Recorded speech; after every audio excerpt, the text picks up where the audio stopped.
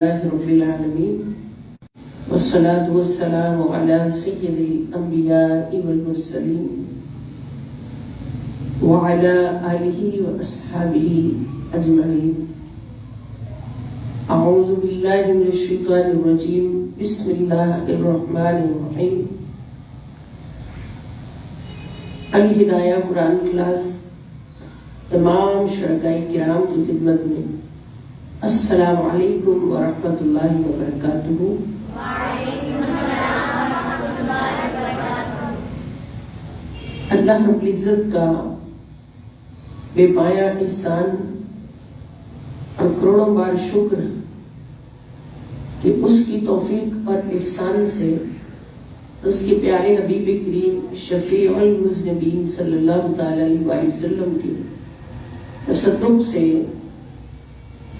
آج ہم 17 رمضان المبارک قرآن کریم کی صحبت کے لیے ایک بار پھر جمع ہے، اور ہم سب کو معلوم ہے کہ ہمارا موضوعاتی دورہ قرآن کریم کے حوالہ سے بہت اہم موضوع چل رہا ہے، اور وہ ہے الاخلاق الحسنہ، یعنی وہ اخلاق جو اللہ کریم کے اخلاق ہیں، اور اللہ کریم نے سب سے افضل انسان کو خود سکھائے اور اپنے سب سے افضل نبیوں کو خود سکھائے، انبیاء کرام کو سکھائے، اور پھر فرمایا کہ جو ان اخلاق عالیہ سے متصف ہوگا، جو اللہ کے اخلاق ہیں، جو رسول پاک صلی اللہ تعالی علیہ وآلہ وسلم کے اخلاق ہیں، جو قرآن کریم کے اخلاق ہیں، قرآن بولتا ہے، سکھاتا ہے،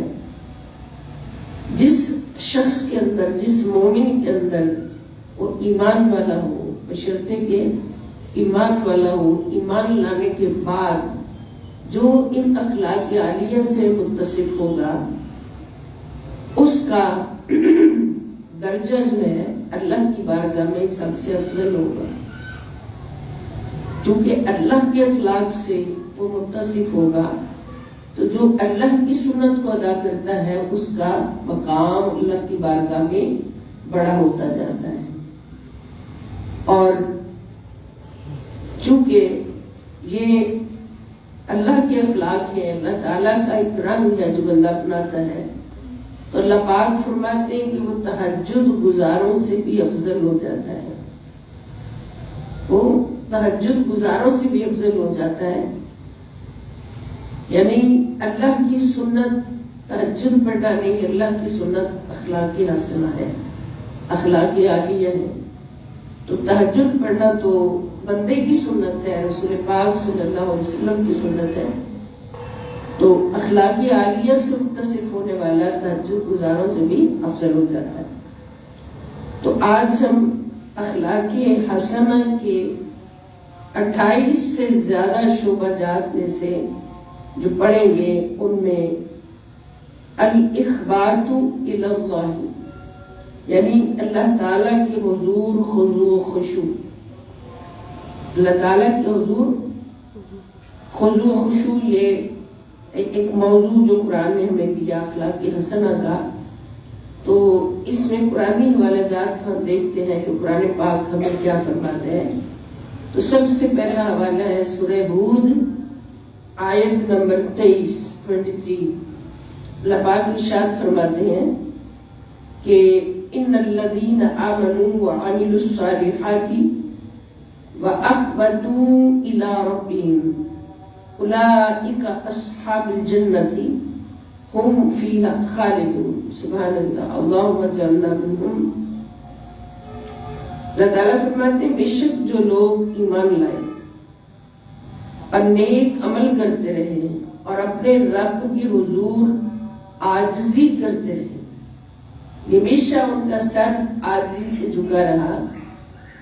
اور عاجزی کا مطلب سے یہ نہیں ہوتا کہ نماز میں کھڑے ہوئے ہیں اور سر جھکائے رکھا، قیام کیا، رکوع میں سر جھکا دیا، سجدے میں سر جھکا دیا، بس یہی پہ سر جھکانا ہے، عاجزی سے نہیں.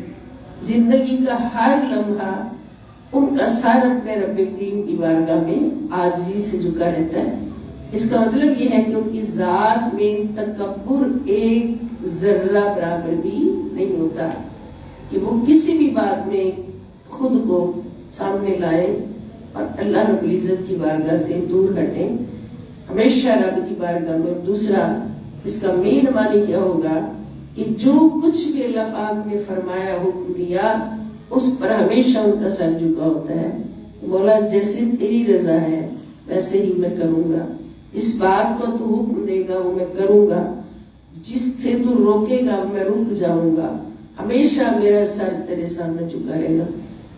سر ہمیشہ اللہ کے سامنے جھکنے کا مطلب کیا ہے کہ اپنی مرضی ختم ہے، ہم اپنی مرضی سے کچھ نہیں کریں گے، کہ جو ہمارا نفس کہے گا خدا نخواستہ اس پر کبھی بھی ہم اس کی طرف توجہ ہی نہیں دیں گے کہ اندر کوئی نفس ہی بیٹھا ہے، ہمیشہ اپنے رب کی بارگاہ میں جھکیں گے اور اللہ کی مانیں گے۔ یعنی معنی نچوڑ کیا ہوگا کہ کبھی بھی اپنے نفس کی نہیں مانیں گے، اپنی نہیں مانیں گے، اپنی مرضی کی نہیں مانیں گے، جب بھی مانیں گے اللہ کی مانیں گے۔ اللہ کی ماننے والا وہ ہے جو ہمیشہ اللہ کے سامنے عاجزی سے جھکا رہتا ہے، اور جو صرف اللہ کو مانے، نماز پڑھے، روزہ رکھے، حج کرے، زکات دے، اللہ کو تو مان لیا مگر اللہ کی نہیں مانی بات، تو اللہ کی ماننا یہ عاجزی ہے۔ اصل میں زندگی کے ہر شعبہ میں، ہر سانس پر، قدم پہ اللہ تعالیٰ کی بات مان کے چلنا بس۔ تو پھر ان کا اجر کیا ہوگا؟ اللہ پاک فرماتے ہیں اولئک اصحاب الجنتی، یہ سارے کون ہیں؟ یہ جنت والے ہیں۔ سبحان اللہ، جنت والے ہیں۔ ہم فیہا خالدون، اور وہ اس میں ہمیشہ ہمیشہ رہیں گے۔ ابھی اگر ہمیں نام لے کے خوشخبری مل جائے کہ تم جنت والے ہو تو پھر ہماری خوشی کی کوئی انتہا رہے نہیں، ہم تو ساری دنیا قربان کر دیں گے کہ اللہ تعالیٰ نے خوشخبری دے دی ہے کہ تم جنت والے ہو، تو پھر یہ خوشخبری ہے ان لوگوں کے لیے، نام لے لے کے خوشخبری ان لوگوں کے لیے جو ہمیشہ اللہ کی ماننے والے اور اللہ کے سامنے عاجزی کرنے والے۔ اسی طرح یعنی یہاں پر اس آیت مبارکہ میں اللہ رب العزت کی حضور اپنے آپ کو ہمیشہ جھکا کے رکھنے والا وہ جنتی ہے۔ اس سے اگلی آیت جو ہے وہ ہے سورۃ الاسراء آیت نمبر 24۔ اللہ پاک فرماتے ہیں وَاخْفِضْ لَهُمَا جَنَاحَ الذُّلِّ مِنَ الرَّحْمَةِ وَقُلْ رَبِّ ارْحَمْهُمَا كَمَا رَبَّيَانِي صَغِيرًا۔ اب یہاں پر وہ حقوق اللہ کی بات تھی، اللہ کا حق ہے تم پر کہ تم ہمیشہ اللہ کی مانو، اپنی نہ منواؤ۔ اس پر حدیث پاک میں نے عرض کری تھی 2 دن پہلے، اللہ تعالیٰ فرماتے ایک تیری مرضی ہے بندے، ایک میری مرضی ہے، اگر تو اس پر چلے گا جو میری مرضی ہے تو میں وہ بھی تمہیں دوں گا جو میری مرضی ہے، اور وہ بھی دوں گا جو تیری مرضی ہے۔ اور اگر تو اپنی منوانے کی کوشش کرے گا، یعنی ہٹ درم ہو جائے گا، تو پھر نہ تجھے وہ ملے گا جو میری مرضی ہے اور نہ تجھے وہ ملے گا جو تیری مرضی ہے، اور تو اپنی مرضی کے پیچھے بہکتا پھرتا چلو ختم ہو جائے گا۔ استغفر اللہ معاذ اللہ۔ اس لیے بہت نفع کس ہوتا ہے، بہت بڑا سودا ہے کہ ہم صرف اللہ کی مانے، بندہ صرف اللہ کی مانے اور ہر قدم پہ کامیاب ہوتا ہے۔ پھر ذمہ اللہ کی ہو جاتا ہے، اس کو کامیابی دینا، اس کو اعلیٰ سے اعلیٰ درجات پہ پہنچانا، یہ اللہ پاک کی ذمہ ہو جاتا ہے۔ بس بات اتنی ہے کہ بندہ اس بات کو، حقیقت کو سمجھ جائے۔ تو پہلی آیت میں اس بات کا درس ہے، اور دوسری آیت مبارکہ جو ہے والدین کے حقوق کے بارے میں اللہ پاک فرماتے ہیں کہ اللہ کے بعد جس کا حق سب سے پہلے ہے وہ والدین ہے، ماں اور باپ ہے۔ تو اللہ پاک سورہ اسراء میں فرماتے ہیں کہ وَاخْفِضْ لَهُمَا جناح الذُّلِّ، وَاخْفِضْ کی معنی جھکا کے رکھا کرو ہمیشہ، لَهُمَا ان دونوں کے لیے، یعنی ماں اور باپ کے لیے، جناح الذُّلِّ، جناح کے معنی ہوتے ہیں بازو، ذل کے معنی نرمی، نرم دلی اور عجز و انکساری، عاجزی اور انکساری کے ساتھ، نرم دلی کے ساتھ اپنے والدین کے سامنے ہمیشہ اپنے بازو جھکا کے رکھا کرو، یعنی اپنے کندھوں کو جھکا کے رکھا کرو، اپنے سر کو جھکا کے رکھا کرو، یعنی جو کچھ بھی والدین فرمائیں تو ان پر ان کو سخت الفاظ کہنا حرام ہے۔ اور کس حد تک حرام ہے کہ اللہ پاک نے ایک مقام پر یہ بھی فرمایا لا تقل لہما اف، کہ والدین سے اگر کوئی ایسی بات ہو جائے جو تمہاری مرضی کے خلاف ہو تو وہاں پر سب سے چھوٹا لفظ ہے جو ڈانٹنے میں یا نفرت کرنے میں اف کا لفظ ہے، تو اف بھی نہیں کہنا، اف کہنا بھی حرام ہے والدین کے لیے۔ تو یہاں پر اللہ پاک فرماتے ہیں کہ ان کے سامنے ہمیشہ نرمی سے، عزت و انکساری سے جھک کے رہا کرو، اور جو کچھ وہ کہیں بس جی کہہ دیا کرو کہ ٹھیک ہے ماں جی، ٹھیک ہے ابو جی۔ تو سوائے اس کے کہ وہ شرک کی طرف مبتلا کریں، اگر وہ شرک کی طرف، کفر کی طرف دعوت دیں تو پھر ان کی بات، اس بات کو ریجیکٹ کرنا ہے، ورنہ والدین جو بھی کہیں ان کے سامنے عزت و انکساری سے جھک کے رہنا ہے۔ وَقُلْ، اور کہتے رہو، یہ دعا کرو، رب ارحمہما، کہ اے میرے رب تو ان دونوں پہ رحم فرما، کما جیسے ربیانی صغیرہ، جیسے ان دونوں نے مجھے بچپن میں رحمت و شفقت سے پالا تھا۔ سبحان اللہ۔ ربا کی معنی نا پالا، رب پالنے والا۔ تو یہاں پر یہ ظاہر ہوتا ہے کہ اللہ تعالیٰ نے والدین کو بھی ہمارا رب کہا ہے۔ ایک رب وہ ہے جو حقیقی رب ہے، اور والدین مجازی رب ہے، کہ اللہ تعالیٰ اپنے بندے کو والدین کے سپرد کرتے ہیں اور پھر فرماتے ہیں کہ پالنا تو میں نے ہی ہے، رزق تو میں نے دینا ہے، لیکن اس کی حفاظت کرنے پر، اس کو کھلانے پر، پرورش کرنے پر بندے تیری ڈیوٹی ہے۔ تو جب وہ ڈیوٹی دیتا ہے تو کس کو دیتا ہے؟ کسی اور کو نہیں دیتا، والدین کو دیتا ہے۔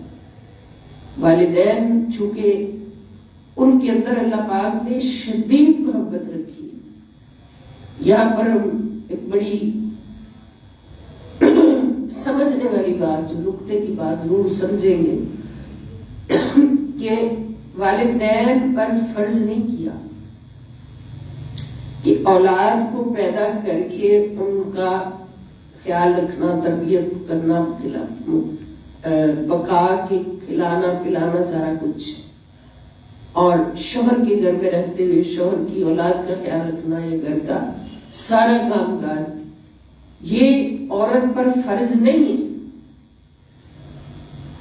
جہاں پر فرض نہیں کیا، یہاں دیکھیں اللہ پاک کی حکمت، کہ محبت اتنی ڈال دی عورت کے دل میں، ماں کے دل میں، باپ کے دل میں، خاص طور پہ ماں کے دل میں محبت اتنی ڈال دی کہ وہ کبھی بھی یہ نہیں کہتی کہ یہ میرا فرض نہیں ہے، میں نے بچہ نہیں پالنا، سوائے چند ایک عورتوں کے جو میں ان کو بے وفائی کہوں گی ہر طرف سے، وہ بے وفائی کرتی ہیں اپنے رب کے ساتھ بھی، شوہر کے ساتھ بھی۔ تو یہ فرض نہیں کیا عورت پر، عورت کو ایک عزت عظمت کا مقام دیتے ہوئے ماں کو، تو ماں کے دل میں محبت اتنے ڈال دی کہ وہ کبھی کمپرومائز کرتی نہیں کہ میں اپنا بچہ کسی کو دوں یا بچے کی خدمت نہ کروں۔ حتیٰ کہ ہم نے اپنی آنکھوں سے دیکھا کہ بچے اگر انتہائی گستاخی بھی کر رہے ہیں، برا بلا بھی کہہ رہے ہیں، حتیٰ کہ مارنے بھی لگ جاتے ہیں، تو کوئی کہتا ہے اس کو بددعا دو، تمہاری بددعا تو پکڑے گی فوراً، اس کو آگے سے رو کے کہتی نہیں میرا پتر ہے، میں بددعا نہیں دوں۔ اس حد تک محبت، یہ محبت اللہ پاک نے ڈال دی تاکہ یہ ماں جو ہے یہ میرے بندوں کی پوری محبت کے ساتھ صحیح پرورش کر سکے۔ اور جب اولاد کی باری آئی والدین کے لیے کہ اولاد نے والدین کے ساتھ جو سلوک کرنا ہے وہ کیسا کرنا ہے، اور کیا وہ فرض ہوگا یا نہیں ہوگا۔ اب ماں پر فرض بھی نہیں ہے، لیکن ماں اس حد تک اس ذمہ داری کو نبھا رہی ہے کہ وہ احسان کی حد تک جا رہی ہے۔ جسے آپ نے سنا کہ فرض سے بڑھ کر نیکی کرنا احسان ہے، ماں پر فرض بھی نہیں ہے تو ماں احسان میں حد سے بڑھ رہی ہے لیکن اولاد پر فرض کر دیا، کیونکہ اللہ پاک کو یہ اللہ کے سامنے کھلی کتاب ہے کہ اولاد جو ہے اس کے دل میں والدین کی وہ محبت جو ماں کے دل میں اولاد کی ہے، اور وہ جذبہ جو ماں کے دل میں اولاد کا ہے کہ بیٹا بیٹی بوڑھے بھی ہو جائے تو ماں کا جذبہ وہی رہتا ہے، محبت بڑھتی کم نہیں ہوتی۔ لیکن ماں باپ اگر بوڑھے ہو جائیں تو بچوں کے جذبے جو ہے وہ ماں پڑ جاتے ہیں، پھر بیویاں آ جاتی ہیں، اپنے بچے پیدا ہو جاتے ہیں، پھر وہ چاہتے ہیں کہ یہ دونوں بوڑھا بوڑھی نظر ہی نہ آئے۔ بعض معاشروں میں ایسا ہوتا ہے، نعوذ باللہ۔ تو یہاں پر اللہ پاک نے فرض کر دیا، اور فرض بھی احسان تک کیا، اور بالوالدین احسانا، اور بالوالدین احسانا، والدین کے ساتھ اتنی نیکی کرو، اتنی نیکی کرو کہ بے حد و بے حساب کرو، جتنی فرض سے بڑھ کر نیکی ہو سکتی اتنی کرو، اور پھر ایسی نیکی کرو جس کا کوئی بدلہ تمہیں طلب نہ ہو، کسی بدلے کی طلب نہ ہو، احسان کرو۔ اور یہاں پر بھی یہ فرض فرما دیا کہ والدین کے سامنے عاجزی کے ساتھ جھکنا ہے، جو بات وہ کریں اونچی آواز نہیں نکالنی، اف نہیں کہنا، اور جتنی ہو سکے ادب اور خدمت اور وہاں پر ان کی ساری عاجزی کا اظہار کرنا ہے۔ اور پھر ہمیشہ کے لیے دعا فرض کر دی والدین کے لیے، یہ دعا رب ارحمہما کما ربیانی صغیرا۔ اب یہ کل واحد کا صیغہ ہے، اللہ تعالیٰ نے اپنے پیارے حبیب علیہ السلام سے فرمایا کہ آپ کہتے رہیں،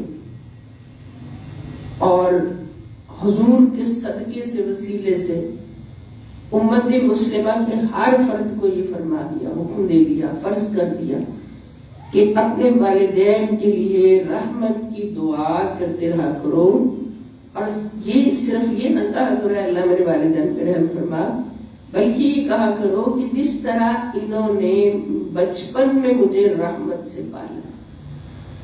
اب وہ یاد بھی کروائی جا رہی ہے نا کہ یاد رکھو بچپن میں انہوں نے تیرے ساتھ کیا سلوک کیا، کہ تو ایک بات کو بار بار بھی پوچھتا تھا، 10 بار بھی پوچھتا تھا۔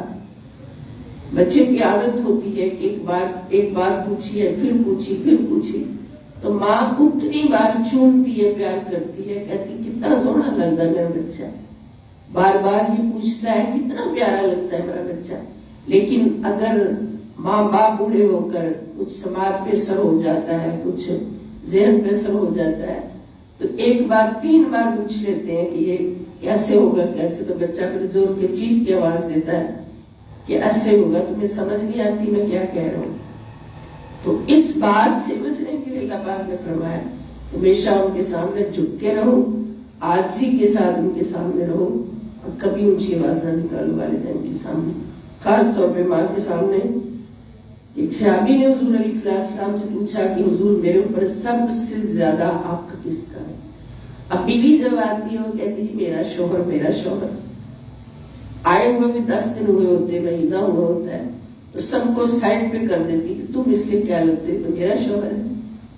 لیکن صحابی نے حضور سے پوچھا یا رسول اللہ صلی اللہ علیہ وسلم میرے اوپر سب سے زیادہ حق کس کا ہے؟ آقا نے فرمایا تیری ماں کا۔ پھر پوچھا اس کے بعد حضور نے فرمایا تیری ماں کا، پھر پوچھا اس کے بعد حضور نے فرمایا تیری ماں کا، اور جب چوتھی بار پوچھا اس کے بعد تو سرکار نے فرمایا صلی اللہ علیہ وسلم تیرے باپ کا۔ یعنی اسلام نے جو حق دیا ہے محبت کا، ادب کا، عاجزی اور انکساری سے جس کے آگے جھکے رہنا ہے، یہ حق دیا ہے، وہ ماں کو 3 حق دینے کے بعد پھر ایک باپ کو دیا ہے۔ ماں کا اتنا مقام ہے، درجہ، اور کیوں ہے کہ ماں پر فرض بھی نہیں ہے، لیکن اپنے شوہر کے اولاد کو وہ کس محبت سے پال رہی ہے، اور پھر اس اولاد کی خاطر کتنی تکلیفیں کاٹ رہی ہے۔ 9 ماہ اس کو پیٹ میں رکھتی ہے، اس کا بوجھ اٹھائے رکھتی ہے، پھر اس کو تکلیفوں کے ساتھ جنم دیتی ہے، پھر اس کو تربیت کرتی ہے، پالتی ہے۔ شروع کے سالوں میں، شروع کے مہینوں میں ہم خود دیکھتے ہیں، ہمارے پاس تجربات موجود ہیں یہ ساری رات بچے کو سنبھالتے ہوئے ماں جاگ رہی ہوتی اور ہمیشہ مسکرا رہی ہوتی، کبھی اس کو غصہ نہیں آتا. پھر گیلی جگہ ہو گئی ہے، گیلی جگہ پہ خود ہو جائے گی اگر خشک کرنے کی کوئی نہ ہو وسیلہ، اور بچے کو خشک کر کے لٹائے، بچے کی نیند کا خیال رکھے گی، آرام کا خیال رکھے گی. تو جس طرح تمہارا ابا، یعنی اللہ نے فرما دیا نا کہ جس طرح تمہاری ماں نے تمہارے بچپن میں تمہاری نیند کا خیال رکھا، تمہارے آرام میں خلل نہیں آنے دیا، تمہارے کھانے پینے میں کمی نہیں آنے دی، تمہاری محبت میں کمی نہیں آنے دی، تو جس طرح سے تمہاری ماں نے، باپ نے تمہیں بچپن میں پالا ہے، اللہ سے دعا کرو مولا تو بھی ہمارے ماں باپ پر اسی طرح رحم فرما. اور نبی کریم صلی اللہ علیہ وسلم فرماتے ہیں کہ اپنے والدین کے ساتھ ہمیشہ وفا رکھا کرو، اور مرنے کے بعد جب والدین دنیا سے چلے جائیں، کل نفس ذائقۃ الموت، جن کے والدین دنیا میں موجود ہیں، اللہ پاک ان کو لمبی زندگی عطا فرمائے، صحت و تندرستی عطا فرمائے، اور اولاد کو والدین کا ہمیشہ ادب کرنے کی توفیق عطا فرمائے. تو جب والدین دنیا سے چلے جاتے ہیں تو رسول اللہ صلی اللہ علیہ وسلم فرمایا کہ ان کے لیے یہ دعا لازمی کرو ہر نماز کے بعد، رب ارحمہما کما ربیانی صغیرا. ہر نماز کے بعد روٹین بنا لیں جتنی بار بھی کرنی، اور یہ لازمی کرو. یہاں تک حضور نے فرمایا کہ جو والدین کے وصال کر جانے کے بعد ان کے لیے یہ دعا نہیں کرتا وہ نافرمانوں کی صف میں شامل ہوگا، یعنی وہ نافرمانوں میں شامل ہو جائے گا جو والدین کو ان کے وصال کے بعد یاد نہ رکھے اور ان کے لیے رحمت کی دعا نہ کرے. پھر اس سے برعکس جو والدین کو ہمیشہ یاد رکھے گا، ان کے لیے رحمت کی دعا بھی کرے گا، ہمیشہ ان کے لیے ایصال ثواب بھی کرے گا، اور خود بھی ان کے لیے ایک صدقہ جاریہ بن جائے، تو پھر اس شخص کا کیا مقام ہوگا؟ وہ اللہ رب العزت کے حضور ایک باعزت شخص ہوگا، کیونکہ والدین کے ساتھ اچھا سلوک، عزت و انکساری، محبت، یہ سارا حسن اخلاق میں یقیناً سر فہرست اللہ نے رکھا. اپنی محبت عاجزی کے بعد جس کا مقام دیا ہے وہ والدین ہے. اس کے بعد تیسرا حوالہ ہے سورۃ الاسراء آیت نمبر 37. اللہ تعالیٰ فرماتے ہیں وَلَا تَمْشِ فِي الْأَرْضِ مَرَحًا إِنَّكَ لَن تَخْرِقَ الْأَرْضَ وَلَن تَبْلُغَ الْجِبَالَ طُولًا. اور زمین میں اکڑ کر مت چل. کچھ لوگ دیکھے ہوں گے آج کل سوشل میڈیا کا دور ہے، ہمارے آس پاس معاشرے میں تو الحمدللہ ایسی چیزیں نظر نہیں آتی، لیکن سوشل میڈیا بہت کچھ دکھاتا ہے کہ کچھ لوگ ایسے ہوتے ہیں جو ہر وقت فرعونی صورت میں رہتے ہیں، گردنیں اکڑی ہیں اور تکبر بھرے ہیں. اللہ تعالیٰ فرماتے ہیں اور زمین میں اکڑ کر مت چل، بے شک تو زمین کو اپنی رونق کے زور سے ہرگز چیر نہیں سکتا. زیادہ سے زیادہ صحیح ہے نا، زمین اوپر تو اکڑ کے چل لے، لیکن جانا تو زمین کے اندر ہی ہے نا. تو اکڑ کر مت چل، یہ حرام ہے ایسا کرنا کہ کوئی بڑا نانڈو خان بڑا پھرتا ہے، لینڈ لارڈ بڑا پھرتا ہے، بڑا امیر ہے، فلاں ہے، کھرب پتی ہے، تو اس کی گردن میں سریا آ جاتا ہے. یہ سریا جو گردن میں آتا ہے نا، گردن کو جھکنے نہیں دیتا، سر کو جھکنے نہیں دیتا، اور اللہ کی مخلوق کو پامال کرتا چلا جاتا ہے. کسی کا اس کی وجہ سے دل ٹوٹ جاتا ہے، کسی کا ضمیر مجروح ہو جاتا ہے، کسی کی زندگی مجروح ہو جاتی ہے. تو یہ ساری باتیں جو ہے یہ انسان کو اللہ کی بارگاہ میں ذلت کا شکار کرتی ہیں. اکڑ کر چلنا، یہ سوچ کر کہ میں بڑی چیز ہوں، یہ حرام ہے. اللہ تعالیٰ فرماتے ہیں تو کیا کر سکتا ہے؟ تو زمین کو چیر نہیں سکتا. وَلَن تَبْلُغَ الْجِبَالَ طُولًا، اور تیری تو اتنی اوقات بھی نہیں کہ تو کسی پہاڑ کے اوپر بھی چڑھ سکے، اور نہیں ہرگز تو بلندی میں پہاڑوں کو پہنچ سکتا ہے. یعنی تو نہ تو پہاڑوں جتنا بلند ہو سکتا ہے اور نہ تو زمین کو چیر سکتا ہے، پھر تکبر کیسا؟ یعنی اس آیت مبارکہ میں تکبر سے منع کیا گیا. تکبر سے منع کیا گیا، حرام کیا گیا تکبر کو۔ تکبر جو ہے نا، یہ سمجھ لینا چاہیے کیا چیز ہے۔ تکبر کا مطلب ہوتا ہے اپنے آپ کو بڑا سمجھنا اور کہنا، اپنے آپ کو بڑا کہنا اور سمجھنا، اور یہ صرف اور صرف اللہ کی شان ہے، کسی اور کی۔ حتیٰ کہ اللہ کے حبیب صلی اللہ علیہ وسلم ہم نے اپنے بڑوں سے سنا ہے صرف اللہ ان سے بڑا،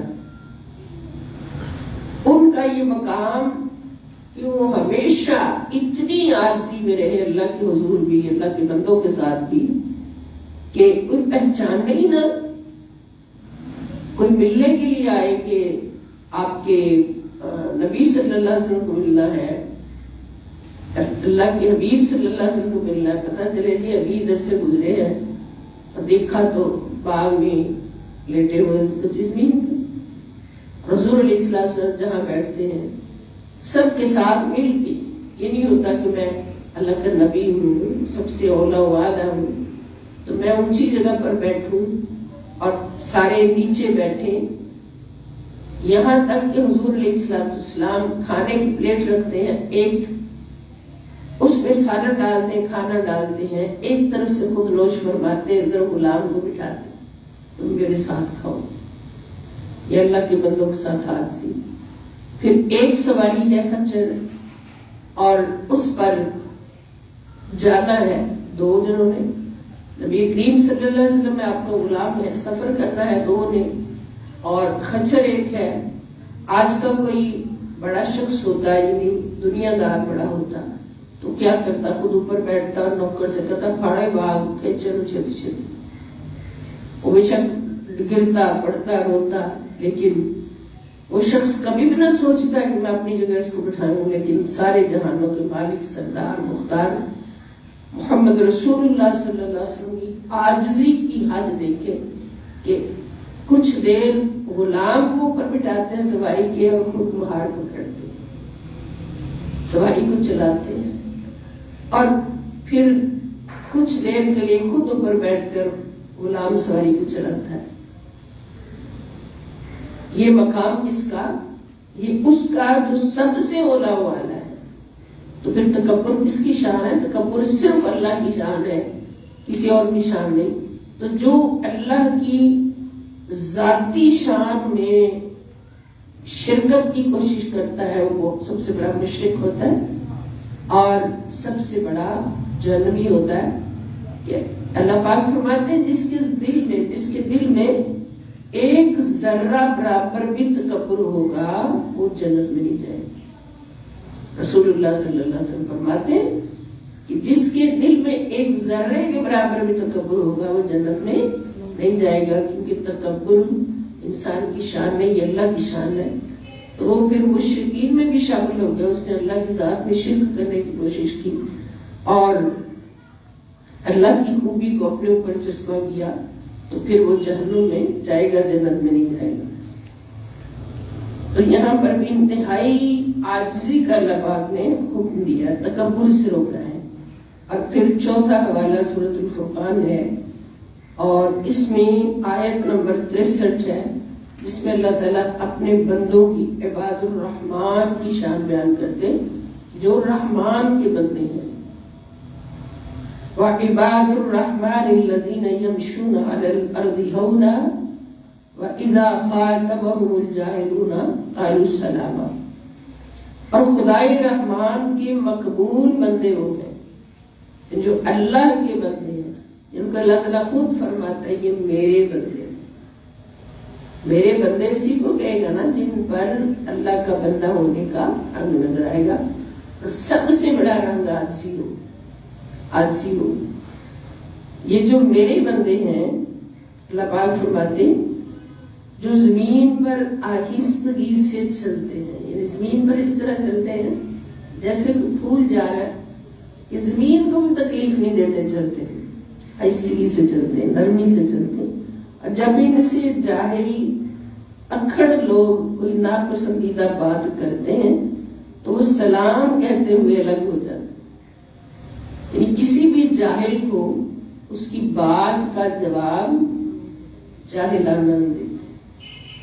کسی جاہل نے بری بات کہی ہے، گالی گلوچ کی ہے، برا بھلا کہا ہے، تو اس کو سلام کہہ کے گزر جاتے، بس اس کی بات کا جواب جہالت میں نہیں دیتے.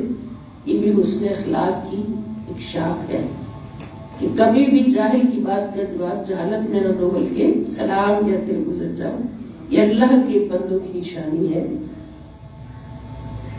اور زمین پر چلو تو آہستہ آہستہ اور نرمی سے چلو، اس میں بھی عاجزی ہے، یعنی یہ عاجزی کے طریقے ہیں. اور سورہ شعراء ہے، آیت نمبر 215، اللہ پاک فرماتی وَاخْفِضْ جَنَاحَكَ لِمَنِ اتَّبَعَكَ مِنَ الْمُؤْمِنِينَ، اور آپ اپنا بازوئے رحمت و شفقت ان مومنوں کے لیے بچھا دیجئے جنہوں نے آپ کی پیروی اختیار کی ہے. یہ دیکھیے حکم کس کو ہو رہا ہے؟ رسول اللہ صلی اللہ علیہ وسلم، کہ جن مومنوں نے آپ کی پیروی کی ہے، جو پکے سچے مخلص مومن ہیں، آپ ہمیشہ اپنا بازوئے رحمت ان کے لیے بچھائے رکھیں. مگر حضور کو یہ حکم ہے تو پھر امتیوں کو کیا ہوگا؟ امتیوں کی کیا اوقات ہے حضور کے سامنے؟ تو جب رسول اللہ صلی اللہ علیہ وسلم کو حکم ہے کہ جو آپ کی پیروی میں آ جائے، جو آپ کی محبت میں آ جائے، تو ان کے سامنے آپ نے اپنا بازوئے رحمت جھکا کے رکھنا ہے، انتہائی محبت اور پیار سے پیش آنا ہے. تو پھر عام مسلمانوں کے لیے، مومنوں کے لیے کیا حکم ہوگا کہ وہ بھی ہر مومن کے لیے، ہر مسلمان کے لیے، ہر مسلمان بھائی کے لیے ہمیشہ ایک رحمت کا فیکٹر بن کے رہے، رحمت سے ان کے ساتھ ہمیشہ جھک کے ملے. اور اگلا والا ہے سورۃ القصص، آیت نمبر 83.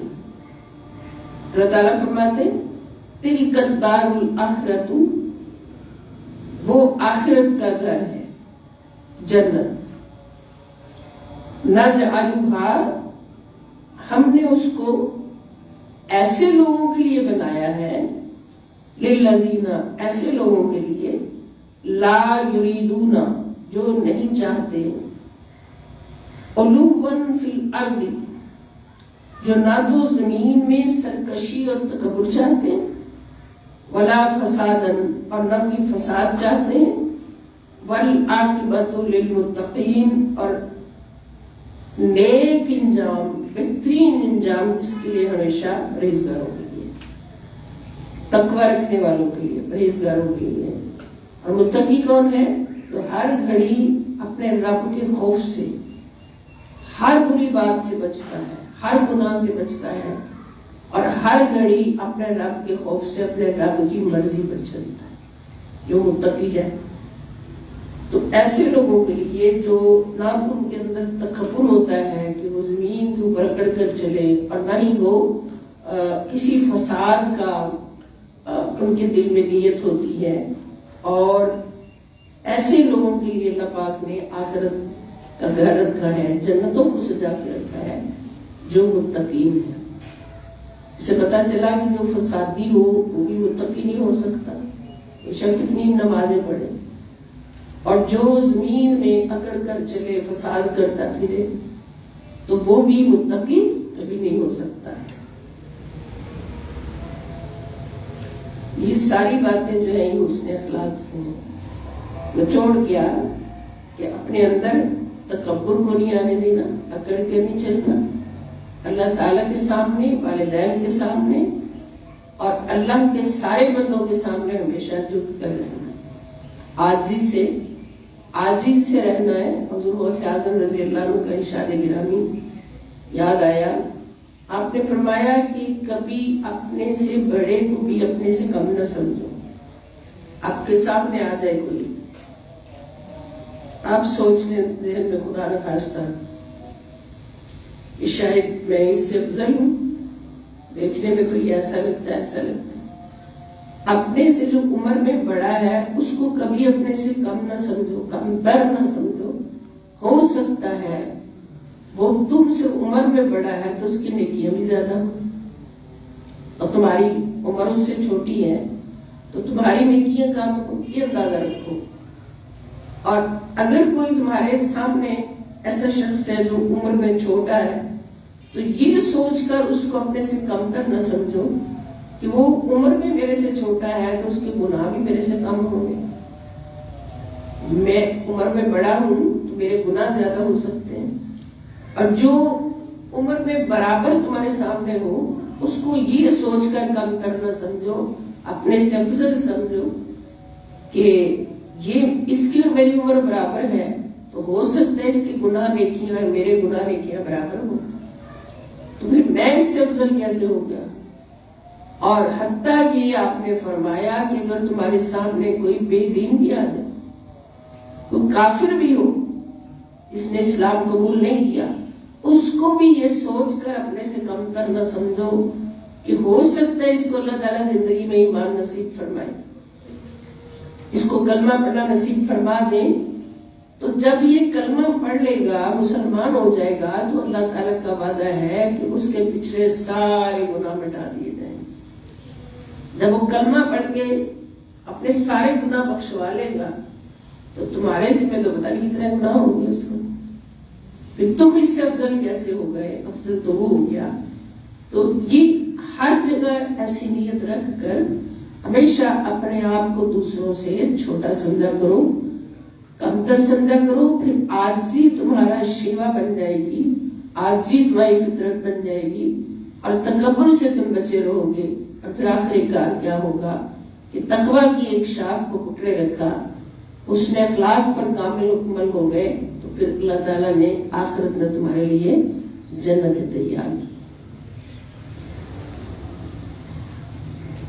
یہ حسن اخلاق کا موضوع نمبر 15 تھا جو اب ہم نے 6 آیات کے حوالے سے قرآن پاک سے اسٹڈی کیا. اس سے اگلا موضوع ہے 16 نمبر موضوع، حسن الظن. حسن ظن یعنی خوش گمانی کرنا دوسروں. اب گمان کیا ہوتا ہے جو ہم ذہن میں سوچ لیتے ہیں. ذہن میں ایک بات سوچ لی، جیسے یہ 2 خواتین بیٹھی بات کرنی ہے کہ نہیں میرے بارے میں کر رہی ہے نا، یا فلاں رشتے دار نے یہ کہا ہوگا، یہ سوچا ہوگا. یعنی نہ ہم نے وہ بات سنی ہے نہ دیکھی ہے، اور ذہن میں سوچ لینا. اللہ والوں کی شان ہی نہیں کہ وہ ظن کریں، گمان کریں.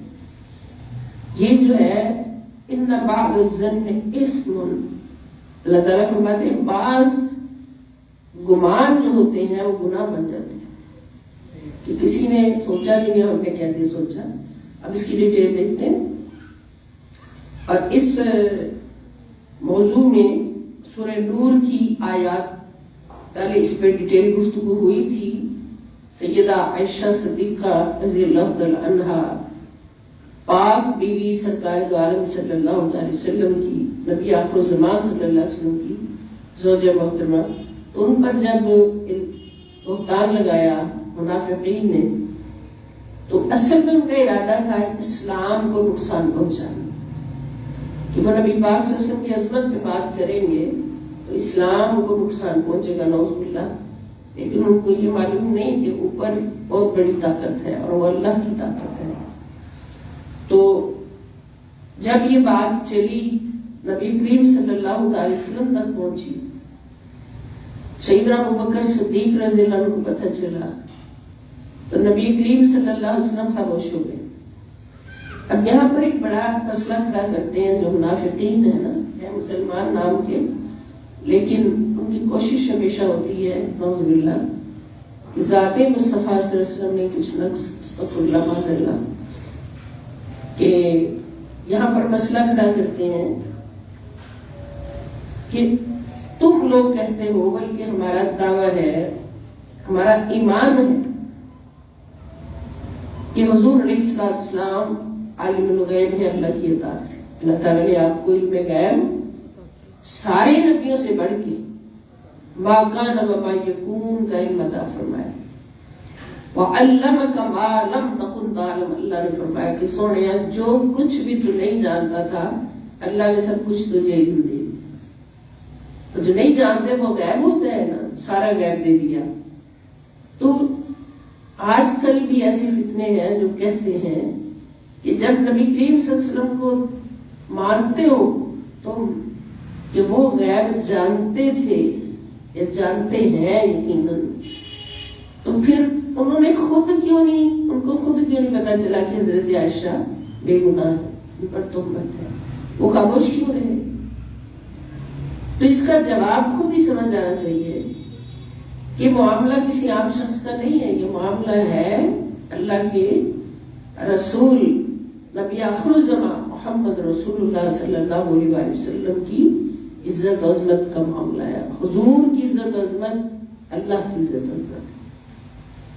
पहली बात कि इस मामले में हुजूर ने बोलना ही नहीं था, इस मामले में सिर्फ अल्लाह ताला ने बोलना है।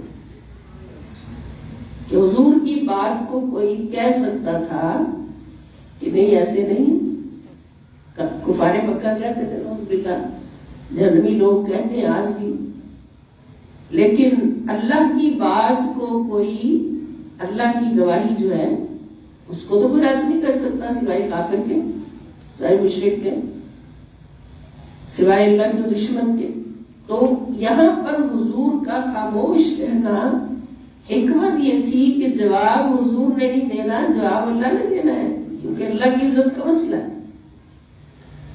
और दूसरे आप भी अदालत में कानून होता है कि अपना सगा शौहर कोई गवाही नहीं दे सकता, अपना रिश्तेदार गवाही नहीं दे सकता, गवाही किसी और की होगी।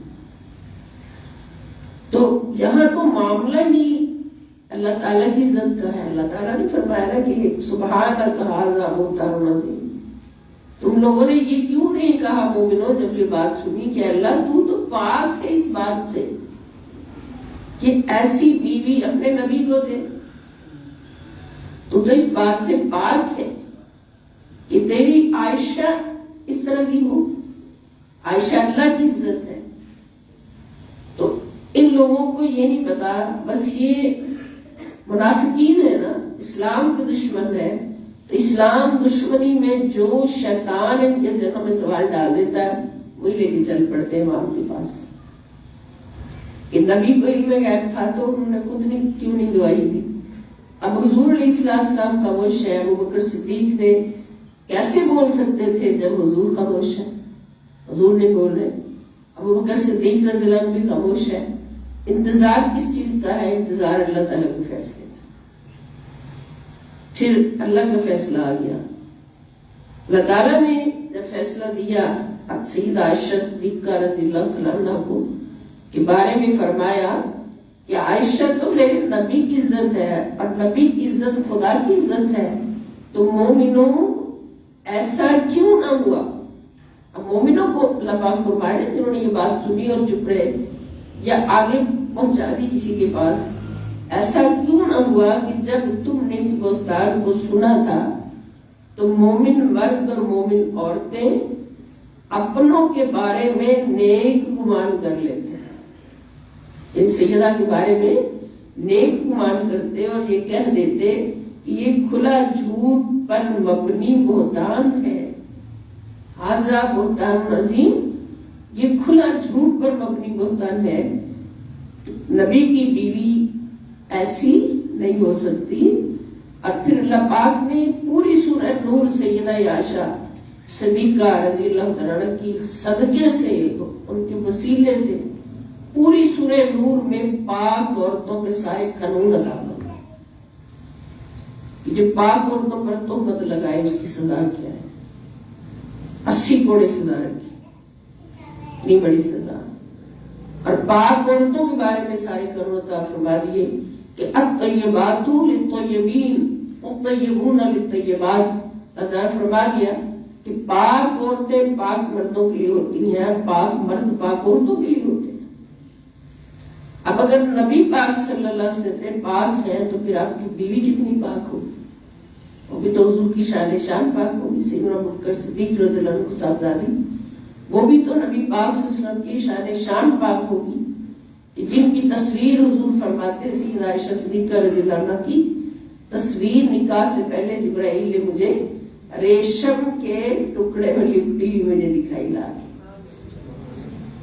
حضور فرماتے سیدہ عائشہ کی تصویر، اور عرض کی حضور اللہ تعالیٰ نے آپ کا نکاح ان کے ساتھ پڑھوایا، سیدہ عائشہ کا نکاح اللہ پاک نے نبی پاک صلی اللہ علیہ وسلم کے ساتھ پڑھوایا۔ تو یہ شان، تو اس میں دیکھیں گمان کا موضوع ہے، گمان، حسن ظن۔ اللہ تعالیٰ فرماتے ہیں اتنی بڑی بات سنی تھی مومنوں، تو تم نے یہ گمان کیوں نہیں کیا؟ ایسا کیوں نہیں سوچا؟ تم یہ گمان کر لیتے کہ یہ تو کھلا جھوٹ ہے، کھلا جھوٹ ہے، یہ سچ نہیں۔ یعنی حسن ظن حسن اخلاق ہے۔ اگر گمان کرنا ہے کسی کے بارے میں تو اچھا کرو، اگر غلط کرنا ہے تو پھر اپنا نقصان کرنا ہے، فلاں بندہ ایسا ایسا ہے۔ اور دوسرا حوالہ بھی سورہ نور سے ہی ہے، اللہ تعالیٰ فرماتے ہیں وَلَوْلَا إِذْ سَمِعْتُمُوهُ قُلْتُمْ مَا يَكُونُ لَنَا أَن نَّتَكَلَّمَ بِهَٰذَا سُبْحَانَكَ هَٰذَا بُهْتَانٌ عَظِيمٌ۔ سیدہ عائشہ کی شان ہے، کسی اور کی نہیں۔ اور جب تم نے یہ بہتان سنا تھا،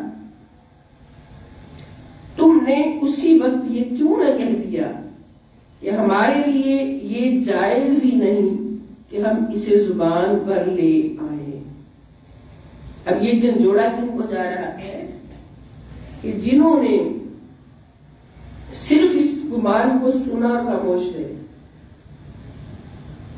یعنی اس بات کو، اس الزام کو، بہتان کو سنا اور خاموش رہے، یا کسی نے صرف اتنا پوچھ لیا کہ کیا تمہیں اس بات کا پتہ ہے، یہ بات ایسے ہوئی ہے، کیا تمہیں اس بات کا پتہ ہے؟ تو ان سب کو اللہ پاک نے ایک جال میں لا کے فرمایا کہ تم میں سے جس نے بھی یہ سنا تھا تو اسی وقت یہ کیوں نہ کہہ دیا کہ ہمارے لیے یہ جائز ہی نہیں کہ ہم اسے زبان پر لے آئیں، بلکہ تم یہ کہتے کہ اے اللہ تو پاک ہے۔ اب دیکھیں بہتان حضرت عائشہ پر سوچیے ذرا، حضرت عائشہ صدیقہ رضی اللہ عنہا کی ذات پر ہے، اور اللہ تعالیٰ فرما رہے ہیں کہ مومنہ تم نے یہ کیوں نہیں کہا اللہ تو پاک ہے؟ اب یہ تو نہیں فرمایا کہ تم نے یہ کیوں نہیں کہا کہ اللہ عائشہ تو پاک ہے، کیا فرمایا؟ اللہ تو پاک ہے۔ اس بات سے پاک ہے کہ ایسی عورت کو اپنے حبیب مکرم صلی اللہ علیہ وسلم کی محبوب زوجہ بنا دے۔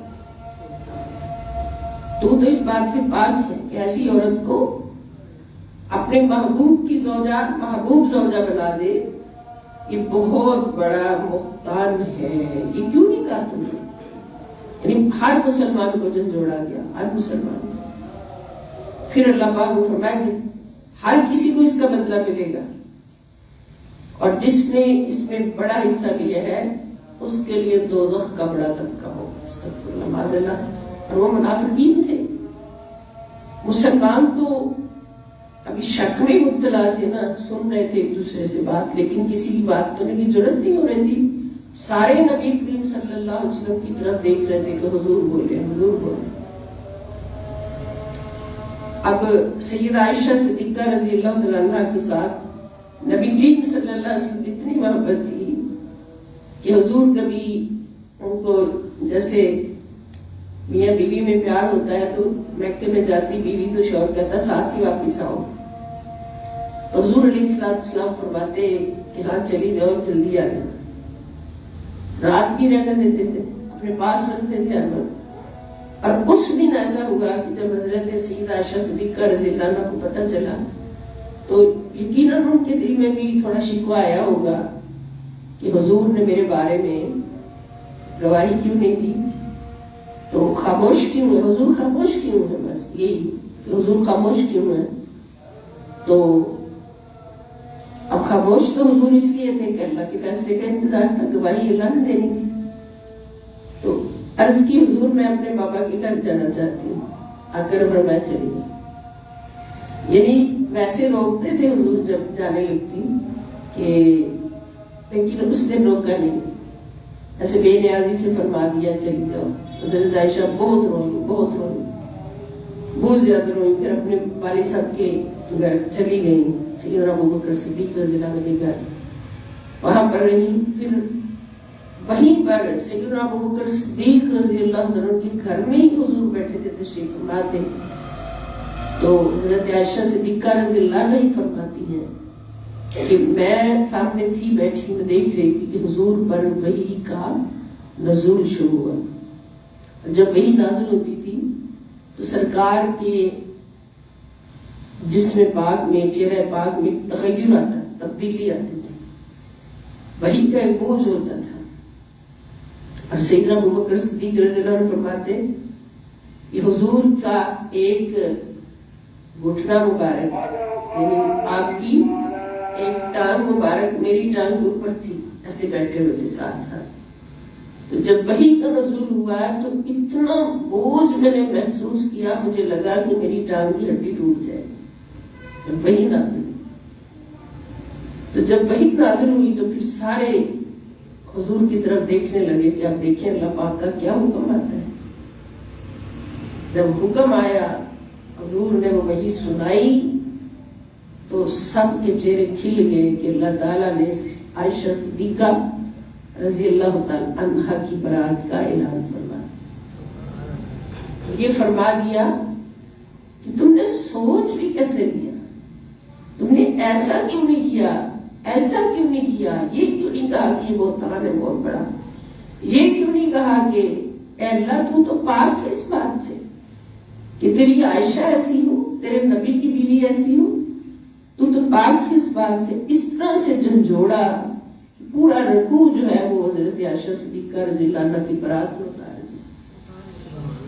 پھر جب حضور وہی ختم ہوئی تو سرکار کا چہرہ مبارک مسکرا رہا تھا، حضور مسکرا رہے تھے، سامنے حضرت عائشہ صدیقہ رضی اللہ عنہ تشریف فرما تھی، بیٹھی تھی، تو حضور نے مسکرا کے کہا عائشہ تمہیں مبارک ہو، عائشہ تمہیں مبارک ہو کہ اللہ نے تمہاری برات کا اعلان کر دیا، اللہ نے تیری پاکی کا اعلان کر دیا۔ حضرت عائشہ رونے لگی، بہت روئی، فرماتی ہے بہت روئی، بہت روئی۔ پھر حضور نے مجھے منایا، پیار کیا، منایا، اور پھر اپنے گھر لے کے گئے۔ یہ سارا کیا ہے؟ حسن ظن موضوع ہے، دوسروں کے بارے میں ہمیشہ حسن ظن رکھیں۔ اور یہاں معاملہ تھا سیدہ عائشہ صدیقہ رضی اللہ عنہا کا، تو اللہ پاک نے فرمایا کہ تم نے حسن ظن کیوں نہیں رکھا، بدگمانی کیوں کی؟ پھر وہ جو مستح تھا جس کو سیدنا ابوبکر صدیق رضی اللہ عنہ بہانہ دیتے تھے خرچہ، اس کو بھی پھر معافی مل گئی، سب کو اللہ تعالیٰ نے معاف فرما دیا، مہاجر ہیں، انہوں نے اللہ کی راہ میں ہجرت کی ہوئی ہے، ان کو معاف کیا جائے۔ لیکن جو منافقین تھے ان کی سزا اپنی جگہ موجود ہے، نعوذ باللہ، جنہوں نے اس بہتان کو گڑا تھا۔ تو حسن ظن دوسروں کے بارے میں رکھنا یہ حسن اخلاق کا ایک حصہ ہے، اور حسن ظن رکھنے والا نہ تو دنیا میں ناکام ہوتا ہے اور نہ آخرت میں جہنم کو مستحق ہوتا ہے، بلکہ اللہ کی بارگاہ میں اعلیٰ درجہ پاتا ہے۔ اب اگر ہم سوچیں کہ برا گمان کر کے ہم خود ہی دکھی ہوتے ہیں، ایک تو اپنے آپ کو بیمار کرتے ہیں، دل کو بیماریاں لگتی ہیں بری بات سوچ سوچ کے، اور دوسرے کے بارے میں برا گمان کر کے اپنی نیکیاں اس کو دینے والی بات اور اس کے گناہ خود لینے والی بات۔ اللہ پاک ہمیں برے گمان سے بچائے اور ہمیشہ حسن ظن کی توفیق عطا فرمائے۔ اور اس کے بعد تیسرا اگلا 17 نمبر ٹاپک ہے اس نے اخلاق کا، اس پر ہم وائنڈ اپ کریں گے انشاءاللہ۔ اس کی 2 آیات ہیں، وہ ہے الجود والسخاء والایثار، جود و سخا اور ایثار۔ جود و سخا کیا ہوتا ہے؟ سخاوت، اللہ کی رضا کی خاطر سخاوت کرنا۔ اور ایثار کرنا، ایثار کا مطلب ہوتا ہے ترجیح دینا. یعنی فرض کریں کہ میں مستحق ہوں ایک چیز کی، مجھے بھوک لگی مثلا اور میرے پاس اتنا ہی کھانا ہے، کوئی اور بھوک آ جاتا ہے، میں اس کی بھوک کو اپنی بھوک میں ترجیح دے دوں اور اپنا کھانا اس وقت اٹھا کے اس کو دے دوں. خود بھوک کاٹ لوں لیکن اس کی بھوک کو ترجیح دے دوں. دوسروں کو اپنے اوپر ترجیح دینا یہ ہے ایثار. اور اس سے بڑی قربانی اور کیا ہو سکتی ہے؟ ایثار کا مطلب قربانی ہے نا عام معنی میں. تو اس بارے میں ایثار کے بارے میں اللہ تعالیٰ کیا ارشاد فرماتے ہیں؟ سورۃ الحشر ہے، سورۃ الحشر آیت نمبر 9. والذین تبوأوا الدار والایمان من قبلهم یحبون من ہاجر الیہم ولا یجدون فی صدورہم حاجۃ مما اوتوا وَيُبْصِرُونَ عَلَىٰ أَنفُسِهِمْ وَلَوْ كَانَ بِهِمْ خَصَاصَةٌ وَمَن يُوقَ شُحَّ نَفْسِهِ فَأُولَٰئِكَ هُمُ الْمُفْلِحُونَ. سبحان اللہ وجلنا منہ. اللہ تعالیٰ فرماتے ہیں کہ یہ مال ان انصار کے لیے بھی ہے. مال غنیمت کی بات ہو رہی، اس میں حصہ ان انصار کے لیے بھی ہے جنہوں نے ان مہاجرین سے پہلے ہی شہر مدینہ اور ایمان کو گھر بنا لیا تھا. اب انصار مدینہ وہ تھے جو مدینہ میں ہی بستے تھے، اور مہاجرین وہ تھے جو مکہ سے ہجرت کر کے مدینہ آئے. جب مہاجرین ہجرت کر کے آئے تو مہاجرین کے پاس کچھ بھی نہیں تھا سوائے تن کے 2 کپڑوں. کھانے کے لیے کچھ نہیں، پہننے کے لیے کچھ نہیں، سب کچھ قربان کر کے اللہ کی محبت کی خاطر، رسول اللہ صلی اللہ علیہ وسلم کی محبت کی خاطر سب کچھ قربان کر کے مدینہ آ گئے. اب وہاں جو انصار تھے، انصار مدینہ، ان میں سے کچھ غریب بھی تھے، کچھ مالدار بھی تھے، لیکن رسول اللہ صلی اللہ علیہ وسلم نے اعلان فرمایا، سب کو ایک جگہ اکٹھا کیا انصار و مہاجرین کو، اور فرمایا کہ آج میں ہر ایک مہاجر کو دوسرے انصاری کا بھائی بنا رہا. یعنی مہاجرین اور انصار کے درمیان ایک نظام اخوت قائم فرما دیا نبی پاک صلی اللہ علیہ وسلم نے، کہ ایک ایک مہاجر کو ایک ایک انصاری کا بھائی بنا دیا. اور جب اپنی باری آئی، حضرت علی کی باری آئی، تو فرمایا کہ میرا بھائی علی ہے، علی میرا بھائی ہے. حالانکہ علی بھی مہاجر تھے، نبی پاک صلی اللہ علیہ وسلم بھی مہاجر تھے. تو اب ان مہاجرین نے، جب مہاجرین کو انصار کا بھائی بنایا گیا، تو انصار مدینہ نے جتنی قربانی کی، جو ایثار کیا، اس کو ایثار کہتے ہیں. کہ نبی پاک صلی اللہ علیہ وسلم نے فرما دیا کہ انصاری بھائی جو ہے وہ اپنی اپنی ساری پراپرٹی جمع کریں اور اس میں سے آدھی اپنے مہاجر بھائی کو دے دیں، آدھی کو نہ. رسول اللہ صلی اللہ علیہ وسلم کا حکم تھا، کون نہ مانتا. حضور نے اخوت کا حکم دے دیا کہ آپس میں ایک دوسرے کی مدد کرنی ہے اور ان کی ضروریات کو آپ نے پورا کرنا. تو انصار مدینہ نے یہ عمل کیا کہ اپنی اپنی جائیداد میں سے ہاف ان کو دیا، ہاف خود رکھا. حتیٰ کہ کسی انصاری بھائی کے پاس 2 یا 3 یا 4 بیویاں تھیں تو انہوں نے اپنی ایک بیوی کو بھی طلاق دے کر عدت پوری کرا کے مہاجر بھائی کے ساتھ شادی کی. یہ بیویوں تک طلاق دے کر اپنی بیویاں بھی ڈیوائڈ کر لی. تو یہ تھا ایثار جو اسلام میں سب سے بڑی مثال ہے، سب سے بڑی مثال ہے. تو اللہ تعالیٰ فرماتے ہیں کہ پھر بعد میں جنگیں ہوتی ہیں، مہاجرین بھی سیٹ ہو جاتے ہیں، پھر جنگوں کا سلسلہ شروع ہوتا ہے. غزوات، غزوہ بدر ہے، غزوہ احد ہے، غزوہ حنین ہے، غزوہ خندق ہے، غزوہ تبوک ہے، سارے غزوات ہوتے ہیں. تو ان میں پھر مال غنیمت آنا شروع ہوتا ہے. جب مال غنیمت آتا ہے تو پھر کسی نے سوچا ہوگا کہ مہاجرین کا حصہ، کیونکہ مہاجرین تو کروڑے ہیں نا، ان کا اپنا حصہ نہیں ہے کچھ. لیکن اللہ تعالیٰ نے فرمایا کہ یہ مال ان انصار کے لیے بھی ہے جنہوں نے مہاجرین سے پہلے ہی شہر مدینہ اور ایمان کو اپنا گھر بنا لیا تھا۔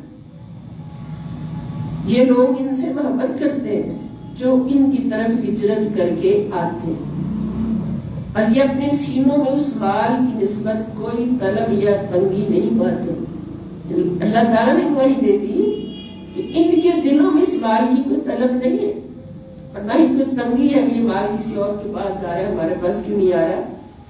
جو ان مہاجرین کو دیا جاتا ہے، یعنی نہ تو ان کو طلب ہے ہمیں ملے، اور نہ ہی مہاجرین کو دیے جانے پر یہ تنگی محسوس کرتے ہیں اور اپنی جانوں پر انہیں ترجیح دیتے ہیں۔ وَيُؤْثِرُونَ عَلَىٰ أَنفُسِهِمْ، اور یہ مہاجرین کو اپنی جانوں پر ترجیح دیتے ہیں، اگرچہ خود انہیں شدید حاجت ہی کیوں نہ ہو۔ اور جو شخص اپنے نفس کے بخل سے بچا لیا گیا، بس وہی لوگ ہی بامراد اور کامیاب۔ یعنی مال کی خاطر اللہ کے حکم سے روگردانی کر دینا، نوز دینا کہ مال خرچ کیا تو کم ہو جائے گا، اور مال کی خاطر اللہ کے حکم سے روگردانی کر دینا کہ ایک مسلمان بھائی بہت حاجت مند ہے، بھوکا بیٹھا ہے، اور دوسرا رج کے کھانے والا اس کی طرف دیکھے نا، یا اس کو کوئی ترجیح نہ دے، یہ اللہ کو پسند نہیں۔ اور جو اس طرح کرے گا وہ بخل پر چلے گا، بخیل ہوگا۔ اور اللہ تعالیٰ فرماتے ہیں کہ جو جن لوگوں کو اثار کرنے کی طاقت ملی ہے، اللہ کی رحمت سے وہ بخل سے بچا لیے گئے۔ بندہ خود نہیں بچتا بخل سے، اللہ کی رحمت سے بچتا ہے، اور جن کو بخل سے بچا لیا گیا بس وہی لوگ ہی بامراد و کامیاب۔ تو اثار جو ہے یہ بھی حسن اخلاق ہے۔ اور اگلا حوالہ ہے سورۃ الانسان اور آیت نمبر 9، وَيُطْعِمُونَ الطَّعَامَ عَلَىٰ حُبِّهِ مِسْكِينًا وَيَتِيمًا وَأَسِيرًا انما نطعمكم لوجه الله لا نريد منكم جزاء ولا شکورا۔ اور اپنا کھانا اللہ کی محبت میں خود اس کی طلب اور حاجت ہونے کے باوجود اثار کرتے ہوئے محتاج کو اور یتیم کو اور قیدی کو کھلا دیں، اور کہتے ہیں کہ ہم تو محض اللہ کی رضا کے لیے تمہیں کھلا رہے ہیں، نہ تم سے کسی بدلہ کی خاص گاری ہے اور نہ شکر گزاری کی خواہش مند ہے، نہ ہی ہم اس بات کے خواہش مند ہے کہ ہمیں بدلہ ملے، اور نہ ہی اس بات کی خواہش مند ہے کہ ہمارا کچھ شکریہ ادا کرے جو اثار کرنے والے ہوتے ہیں۔ اب یہ آیت مبارکہ کس کے حق میں نازل ہوئی ہے؟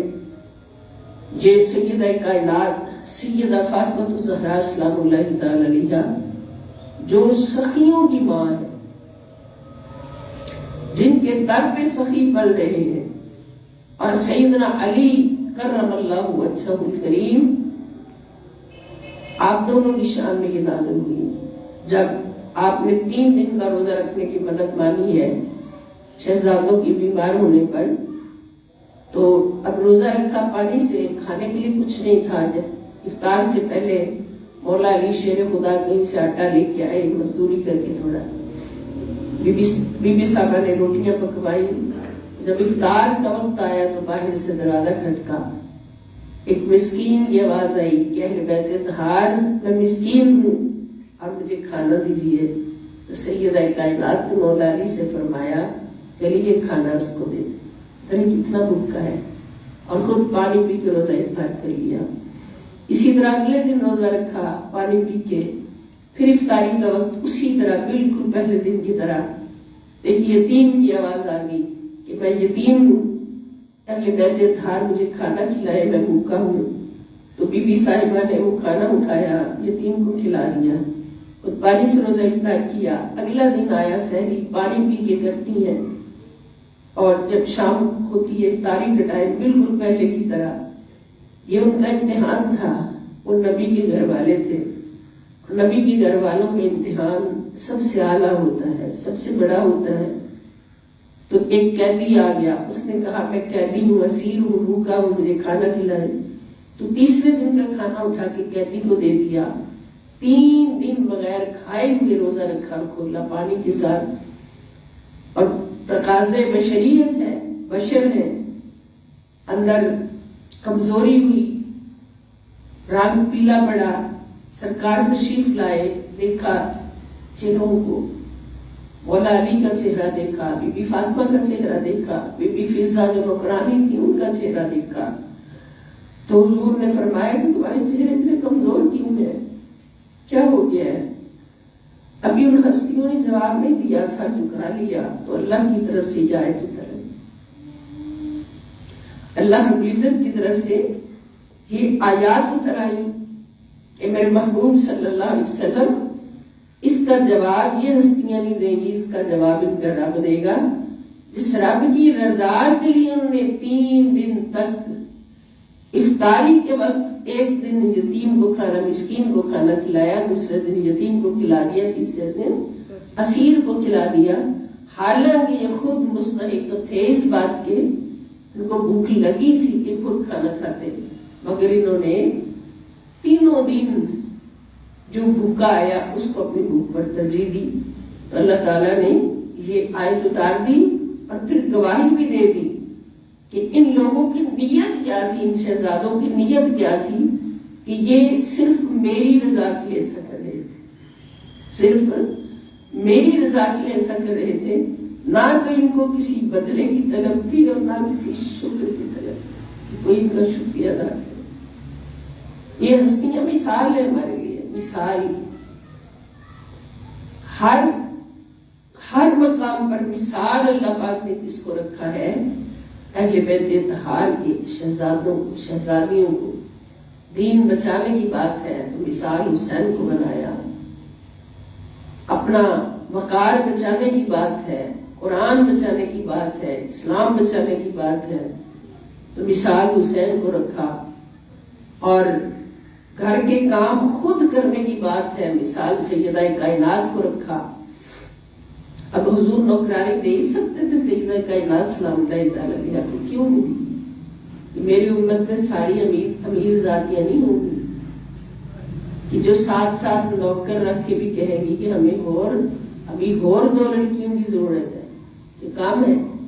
میری امت میں غریب بھی ہوں گی، ایسی خواتین بھی ہوں گی کہ جن کو گھر کے کام سارے خود کرنے پڑیں گے، تکلیف میں بھی ہوگی تو خود کرنے پڑیں گے، تو پھر وہ روئے نہیں، وہ اپنے آپ کو خوش قسمت سمجھے کہ نوکرانیاں رکھنا کسی اور کا کام ہوگا، اپنے ہاتھ سے تکلیف میں رہ کر بھی کام کرنا یہ شہزادی کونین کی سنت ہے، سلام اللہ علیہ، سیدہ کائنات سلام اللہ تعالی علیہ کی سنت ہے۔ تو وہ سنتیں ساری کی ساری جو دین کو تعمیر کرتی ہیں، دین کی حفاظت کرتی ہیں اور دین داروں کو بلند سے بلند لے کے جاتی ہیں، وہ ساری کی ساری سنتیں ہمیں ملتی ہیں اہل بیت اطہار کے در سے۔ بڑی انشاءاللہ والا کن با حضور دا پیکر دہار تالا بابا حضور دا۔ اما عائشہ نے دسیا زہرا دا اسوہ بھی ہے، اما عائشہ نے دسیا زہرا دا اسوہ بھی ہے، گفتار فاطمہ دی لہجہ حضور دا۔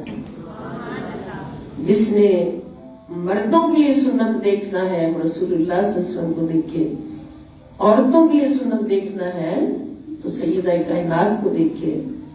شہزادیاں تک کے ہینسن صحابہ کہنے، شہزادے کون؟ سیدنا امام حسن اور امام حسین علیہ السلام۔ شہزادیاں تک کے ہینسن صحابہ کہندے، دوہاں چ پورا پورا جلوہ حضور دا ہے۔ اللہ کی ساری صفات مصطفیٰ کے اندر صلی اللہ علیہ وسلم، اور مصطفیٰ صلی اللہ علیہ وسلم کی ساری صفات سیدہ کے اندر، سیدہ کے شہزادوں کے اندر۔ گفتار فاطمہ دی لہجہ حضور دا ہے اور دو آنچ پورا پورا جلوہ حضور دا ہے۔ اسی لیے شاعر نے آخر پہ حاصل زندگی لکھ دیا کہ آلے نبی دے نوکر وچ جنتاں دے جانے. حضور فرماتے ہیں کہ میری مثال ایک درخت کی ہے. اس درخت کا تنا علی ہے اور اس درخت کی شاخ سیدہ فاطمہ ہے اور اس درخت کے پھل اور پھول سیدنا حسن حسین علیہ السلام ہیں. اور جتنے ان پانچوں سے محبت کرنے والے ہیں وہ اس درخت کے پتے ہیں. آقا فرماتے ہیں کہ یہ درخت جنت میں ہوگا، سب سے اعلیٰ جنت میں ہوگا، اور یہ بات حق ہے، یہ حق ہے، یہ حق ہے. تو پھر آلے نبی دے نوکر وچ جنتاں دے جانے اجمل دی گل نہیں لوگوں، وعدہ حضور دا ہے صلی اللہ علیہ وسلم. اس لیے ہمیں اللہ پاک توفیق عطا فرمائے کہ ہم اہل بیت اطہار کے نوکر بن جائیں، پنج تن پاک علیہ السلام کے در کے کمی بن جائیں.